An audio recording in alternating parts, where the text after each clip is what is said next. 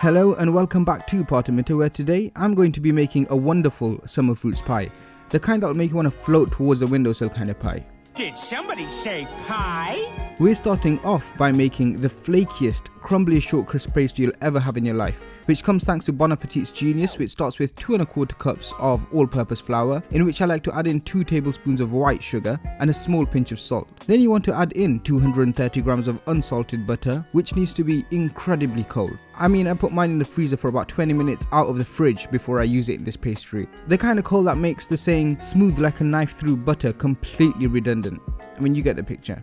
Just cube it up and add it to your flour mix. Now you want to break down all that butter into smaller chunks. Now we're not looking to cream the butter, so work very quickly so the heat from your hands doesn't have enough time to transfer and melt the butter. Crumble it through your fingers until the butter is broken down. And even for me, my hands actually run quite hot, so I had to switch to a fork. You can just as easily use a food processor, just be careful not to overblend it. Like I said, you need to make sure the butter doesn't get too fine, otherwise the pastry won't be flaky, it'll just get sort of tough. Anyway, you're looking for this kind of texture at the end. Now to add in some moisture. Add in about 4 tablespoons of ice water and slowly bring the dough together.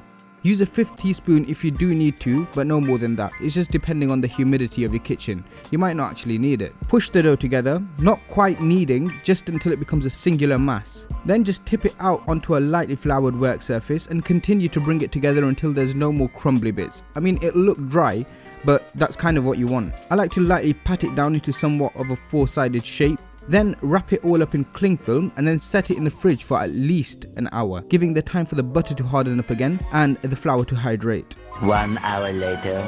Now once it's had its chill time, lightly flour your work surface down again and start flattening it out by hitting it with your rolling pin to help everything bind. And you'll see little cracks in your pastry start to form. Just pinch those together, sort of mold it back into the shape you want and start rolling it out. You'll need something big and wide, so if you have a bright pink girly rolling pin, that's probably ideal. Now I've got this 9-inch pie dish, so I like to have my pastry about 1 inch larger on all sides, so we're looking about 11 inches in diameter. Then, being very careful, roll it back onto your rolling pin and drape it over your pie dish, gently tucking it in snugly into the base. You want to make sure that you are gentle with the pastry because it will want to tear, so you want to sort of coax it in. Then just trim off any excess and save it for decoration or whatever, but now just wrap up your tin so it doesn't dry out and just let it rest in the fridge again. Meanwhile, we're weighing out a total of 500 grams of fruit, starting off with the majority fresh blueberries, then just remembering you need to wash them. Any minute now. Once you're back, grate in about a teaspoon of fresh ginger.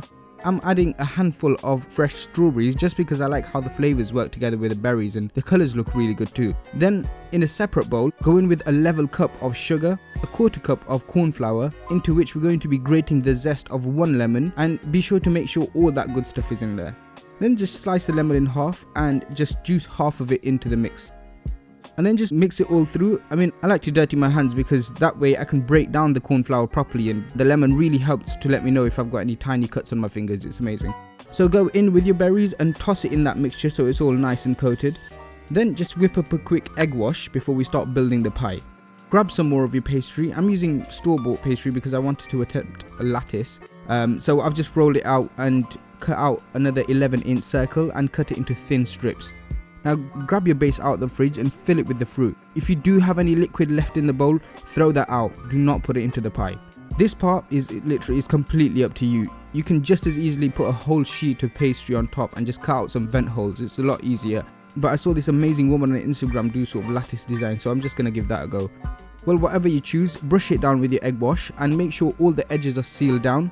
Sprinkle it off with some demerara sugar for texture, and then just whack it in a 180 degrees Celsius preheated oven until the crust is beautifully browned. Then resist all urges and let it cool all the way through before tucking in. Maybe even serve it up with some vanilla ice cream.